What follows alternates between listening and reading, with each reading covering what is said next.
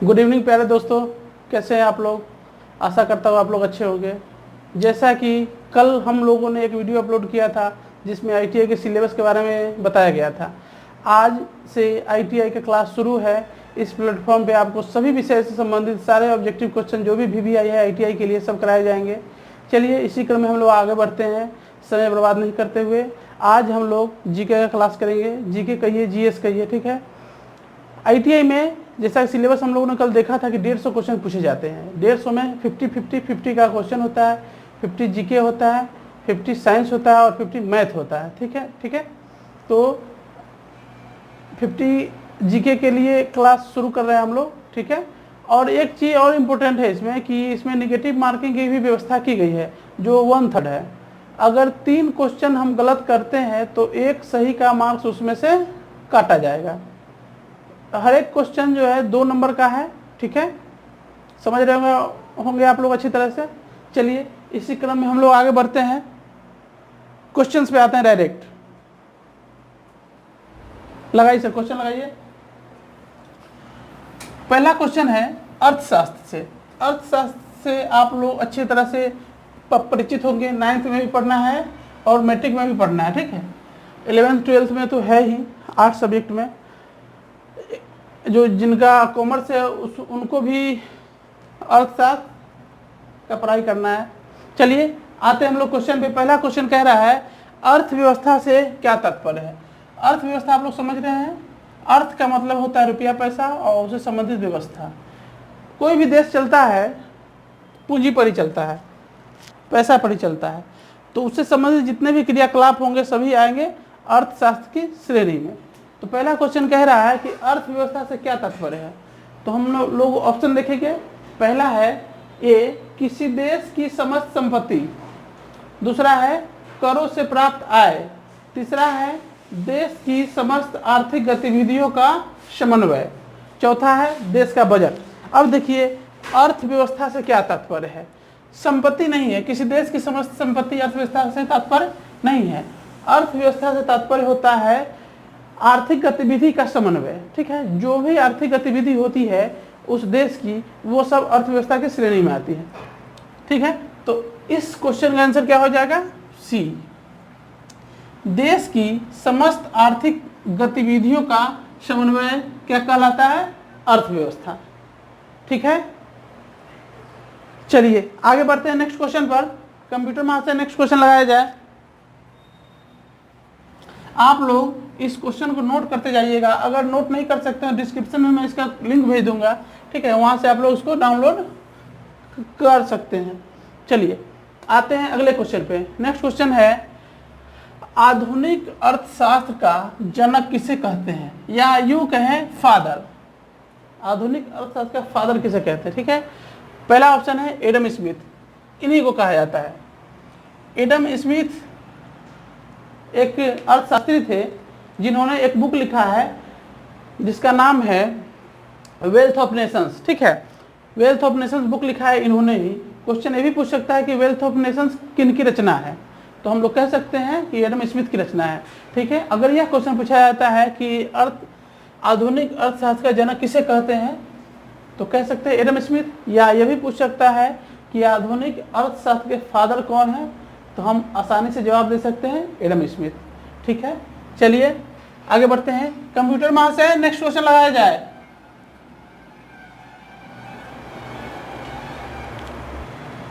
चलिए बच्चों आते हैं अगले क्वेश्चन पर। क्वेश्चन कह रहा है एक बंद अर्थव्यवस्था में क्या होता है। पहला ऑप्शन है मुद्रा पूर्ति पूर्णतः नियंत्रित होती है या नहीं होगा। क्यों नहीं होगा। मुद्रा पूर्ति पूर्णतः नियंत्रित का मतलब है जो मुद्रा की आपूर्ति हो तो नियंत्रित है, तो यह नहीं है बंद अर्थव्यवस्था का मतलब। बंद अर्थव्यवस्था का मतलब है जिसमें कुछ नहीं होता हो, न तो निर्यात होता हो न आयात होता हो, ठीक है।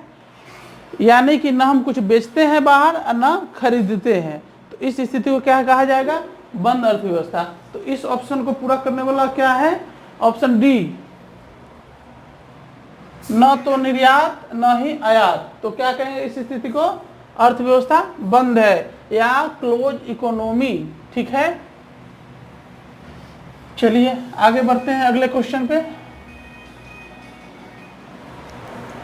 अगले प्रश्न की तरफ बढ़ते हैं हम लोग।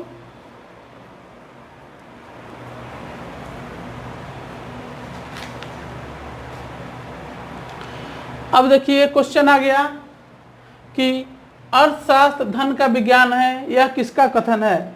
अभी हम लोगों ने एक अर्थशास्त्री का नाम पढ़ा था जिन्हें अर्थशास्त्र का जनक कहा गया है, एडम स्मिथ। यह कथन उन्हीं का है कि अर्थशास्त्र धन का विज्ञान है। बिल्कुल एडम स्मिथ, ये रहा ऑप्शन सी सही जवाब।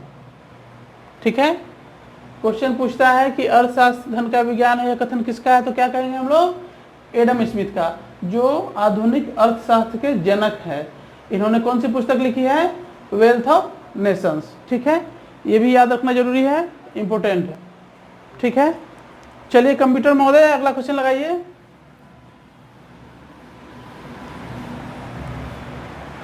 बस अब देखिए नेक्स्ट क्वेश्चन आ गया, पूंजीवादी अर्थव्यवस्था का मुख्य लक्षण क्या है। तो पूंजीवादी का तात्पर्य है जिसमें पूंजी को ज़्यादा स्थान मिलता हो।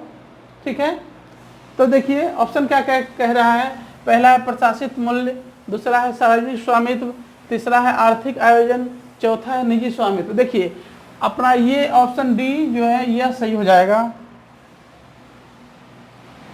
पूंजीवादी अर्थव्यवस्था का मुख्य लक्षण क्या है, निजी स्वामित्व। अब देखिए जिस अर्थव्यवस्था पे निजी कंपनियों का या निजी लोगों का अधिकार हो, उनके अंदर में आता हो, उसको क्या कहेंगे, पूंजीवादी अर्थव्यवस्था। ठीक है, चलिए आगे बढ़ते हैं अगले क्वेश्चन पर।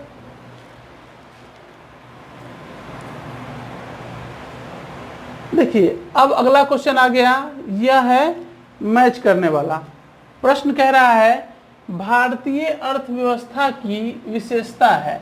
क्या विशेषता है, हमें इसमें से चूज करना है और यहाँ पे आंसर देना है। तो पहला ऑप्शन है कृषि की प्रधानता।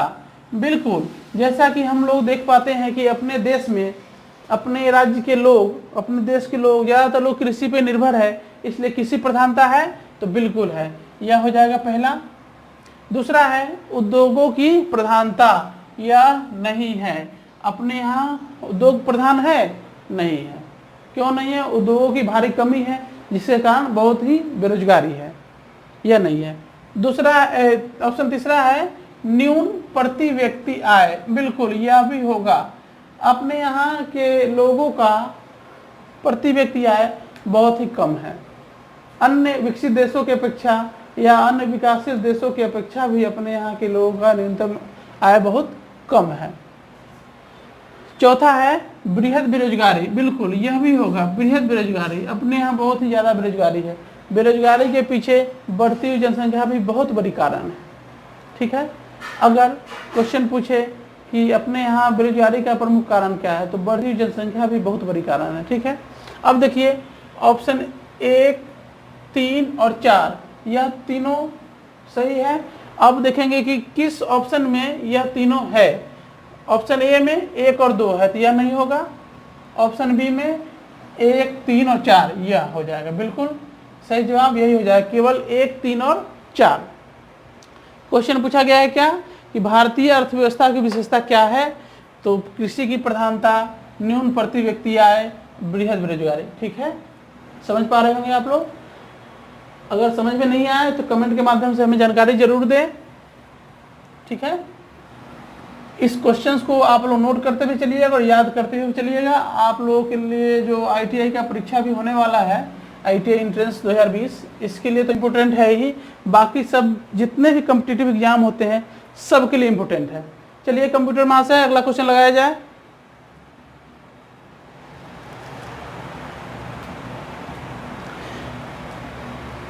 अब देखिए अगला क्वेश्चन क्या है। क्वेश्चन कह रहा है कि मिश्रित अर्थव्यवस्था, मिक्स्ड इकोनॉमी से क्या अभिप्राय है। मिक्स्ड या मिश्रित, मिश्रित का मतलब होता है मिला हुआ, बहुत सारी चीज जिसमें मिश्रित हो, मिला हुआ, उसको क्या कहेंगे, मिश्रित कहेंगे। अब देखिए मिश्रित अर्थव्यवस्था से क्या अभिप्राय है, तो हम लोग ऑप्शन देखेंगे पहला ऑप्शन कह रहा है अर्थव्यवस्था में कृषि और उद्योग दोनों का सह अस्तित्व।